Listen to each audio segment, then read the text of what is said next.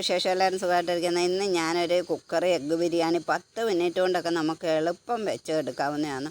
എന്നിട്ട് മുട്ടയെല്ലാം പുഴുങ്ങി ഞാൻ മാറ്റി വെച്ചിട്ടുണ്ട്. എന്നിട്ട് അത് മുട്ടയൊന്ന് വറുത്തെടുക്കാൻ വേണ്ടി കുറച്ച് എണ്ണ കുക്കറിലേക്ക് ഇട്ട് ഒഴിച്ചു കൊടുത്തതിന് ശേഷം മഞ്ഞൾപ്പൊടിയും ലേശം മുളക് പൊടി ഇട്ട് ഒരു പിഞ്ച് ഉപ്പും ഇട്ടതിന് ശേഷം നമുക്കിതൊന്നെല്ലാം ഒന്ന് ചെറുതായിട്ടൊന്ന് വറുത്തെടുക്കാം.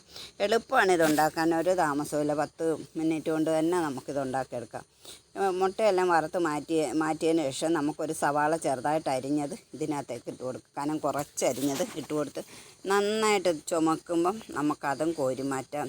നല്ലോണം ചുമക്കണമെങ്കിൽ അതിൻ്റെ ഒരു ടേസ്റ്റ് വരത്തുള്ളൂ. മാറ്റിയതിന് ശേഷം നമുക്ക് അണ്ടിപ്പരിപ്പും മുന്തിരി ഇട്ട് കൊടുക്കാം. അതും ഒന്ന് നന്നായിട്ടൊന്ന് വറുത്ത് കോരി മാറ്റിയെടുക്കുക. ഇതെല്ലാം ഒന്ന് വറുത്ത് മാറ്റി വെച്ചിട്ട് ശേഷം നമുക്ക് നെയ്യ് ഒഴിച്ചു കൊടുക്കും. 1 സ്പൂണ് നെയ്യാണ് ഞാൻ ഒഴിച്ചു കൊടുക്കുന്നത്. അത് നമുക്ക് എത്ര ആവശ്യമുണ്ട് അത്രയും നമുക്ക് നെയ്യ് ഒഴിച്ചു കൊടുക്കാം. എന്നിട്ട് അതിൻ്റെ സ്പൈസസ് ഇട്ട് കൊടുക്കാം. അതുമെല്ലാം ഇട്ട് നന്നായിട്ടൊന്ന് മൂത്ത് കഴിയുമ്പോഴത്തേക്ക് ബാക്കി ഒരു സവാളയും കൂടെ ഞാൻ അരിഞ്ഞ് അതിലേക്ക് ഇട്ട് കൊടുത്തിട്ടുണ്ട്. അതൊന്ന് ചെറുതായിട്ടൊന്ന് വാടി കഴിയുമ്പോഴത്തേക്ക് ഇഞ്ചി വെളുത്തുള്ളി പേസ്റ്റ് ഇട്ട് കൊടുത്ത് ഒരു പച്ചമുളകും ഇട്ട് കൊടുക്കുക. എന്നിട്ട് ഒരു തക്കാളി അതിൻ്റെ തോലെല്ലാം ചെത്തിക്കളഞ്ഞതിന് ശേഷം അതും ചെറുതായിട്ട് അരിഞ്ഞ് അതും അതിനകത്തേക്ക് ഇട്ട് കൊടുക്കുക. എന്നിട്ട് അതെല്ലാം വാടി കഴിയുമ്പോഴത്തേക്ക് നമുക്ക് മസാലകളിട്ടാൽ മുളക് പൊടി, മഞ്ഞൾപ്പൊടി, ഗരം മസാല, കുരുമുളക് പൊടി, ലേശം ചിക്കൻ മസാല ഇത്രയും ഇട്ടതിന് ശേഷം നന്നായിട്ട് ഇളക്കി ഒരു അര ഗ്ലാസ് തൈരും കൂടെ അതിലേക്ക് ഒഴിച്ചു കൊടുക്കുക.